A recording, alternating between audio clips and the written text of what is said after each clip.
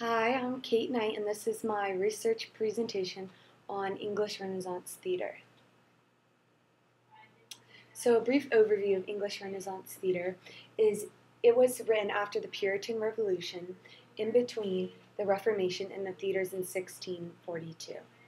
English Renaissance theater includes a well-known playwright, William Shakespeare. This time period of theater also includes some medieval theater traditions like mystery plays. There were parts of religious festivals in England and other parts of Europe during the Middle Ages. Some background on English Renaissance theater is during the time period, companies and players belonged to a certain noble house and they performed in different locations periodically before the reign of Elizabeth I. The tours of the players eventually replaced the earlier mystery and morality plays by local players. In 1572, a law was passed that got rid of the companies that didn't have formal patronage and called them vagabonds. Towards the end of this period, the economic and the drama parts of this type of theater changed. While Queen Elizabeth was ruling, the plays were available equally to people of all different social classes. Once private theaters were introduced, the theater was more geared towards the society's higher classes and what they valued and what their tastes were. So some background continued. When large and profitable public theaters were created, it helped English Renaissance drama plays to become more popular. This was because that instead of the plays being transitory, they had the potential to be fixed and permanent. An example of one of these theaters is the theater that was built in 1576 by James Burbage in Shoreditch. Public theaters were generally built around an empty space and reached a height of 3 stories tall. Timber lath, plaster, and thatched roofs made up the theaters.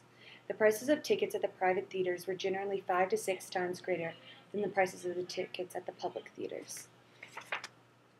So these are 2 pictures of an English Renaissance theater stage, and they reach about 3 stories tall.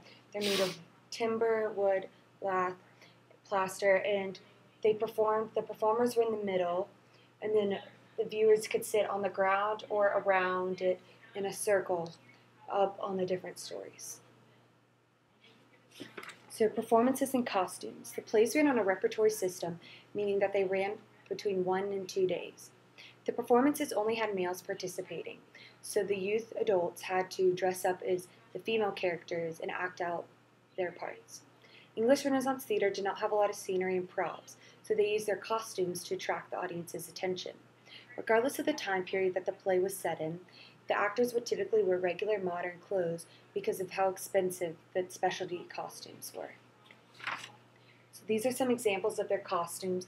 Those are costumes that they might wear in the plays, except so the women that you see are actually men disguised as women.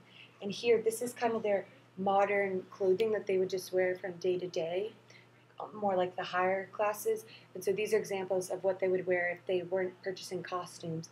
They would just wear outfits like these during the play. So, the importance to society. It created a platform of similar interests to all different social classes in England. The rich and the poor became less separated. It was a big part of English culture and identity. Some plays tried to reproduce ancient Greek tragedies, which led the Englishmen to believe that they were carrying on the legacy of their Greek heroes. English citizens felt very proud about this type of theater because they thought that they had received a cultural gift from the Greek gods. English Renaissance theater genres. They had history plays, which were normally about English or European history, and 2 examples of that are Shakespeare's Richard III and Henry V. Tragedy plays. Some examples of that are Christopher Marlowe's Dr. Faustus and the Jew of Malta. And comedy plays, especially city comedy, because most of the people lived in the big cities, and so they were things that had to do with life in the city and that little comical things about living in the city. And examples of that are Thomas Decker's The Shoemaker's Holiday and Thomas Middleton's A Chaste Maid in Cheapside. The plays were also influenced by older genres of plays, such as morality plays. Some well-known examples of English Renaissance theater are written by William Shakespeare, and his comedies included A Midsummer's Night's Dream, Much Ado About Nothing, and Twelfth Night. His history plays included King John, Pericles, and Henry IV, Part 1 and Part 2, and his tragedy plays included Romeo and Juliet, Macbeth, and Hamlet. So these are my works cited for the entire research project. And now I will perform a monologue from William Shakespeare's The Taming of the Shrew, which is a comedy play. And it is from Act 5, Scene 2. It's a monologue by the main character, Kate. And she's talking about her relationship with her husband or her partner, and just how women are supposed to treat their significant other. Fie, unknit that threatening unkind brow, and dart not scornful glances from those eyes, to wound thy lord, thy king, thy governor. It blots thy beauty as frost do bite the meads, confounds thy fame as whirlwinds shake fair buds, and in no sense is meet or amiable. A woman moved is like a fountain troubled, muddy, ill-seeming, thick, barefoot of beauty. And while it is so, none so dry or thirsty will deign to sip or touch one drop of it. Thy husband is thy lord, thy life, thy keeper, thy head, thy sovereign, one that cares for thee, and commits thy maintenance, commits his body, for painful labor both by sea and land, to watch the night and storms, the day and cold, whilst thou liest warm at home, secure and safe, and craves no other tribute at thy hands, but love, fair looks, and true obedience. Too little payment for so great a debt. Such duty as the subject owes the prince, even such woman oweth to her husband. And when she is froward, peevish, sullen, sour, and disobedient to his honest will, what is she but a foul contending rebel and graceless traitor to her loving lord? I'm ashamed that women are so simple, to offer war when they should kneel for peace, or seek for rule, supremacy, and sway, when they are bound to love, serve, and obey. Why are bodies soft and weak and smooth, not to toil and trouble in this world, but that our soft conditions and our hearts should well agree with our external parts?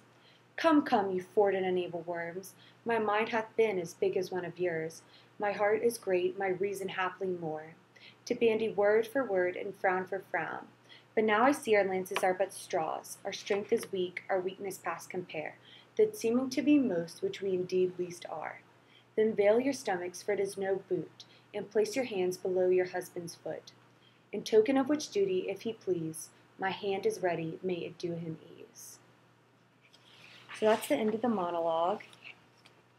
And so just a lot of English Renaissance theater kind of has the same language, kind of the old English speakings. And William Shakespeare also created a lot of words, so they're new and different words to the time period that they were in. So how did this impact me as a performer?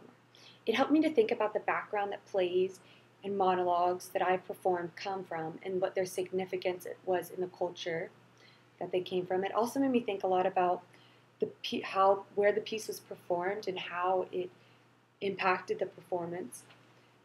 It made me think a lot more about my costume and how that was used to tell the story instead of other aspects like scenery and the props. And it made me more of a cultured performer because I could now connect things in modern theater to other aspects of ancient theater and English Renaissance theater. It made me more aware as to who my audience is and how my performance should be catered to that audience. And it taught me to take all aspects of the performance, such as the location, costumes, audience, scenery, props, into consideration when performing, just like I was taught to do when I was learning about modern theater.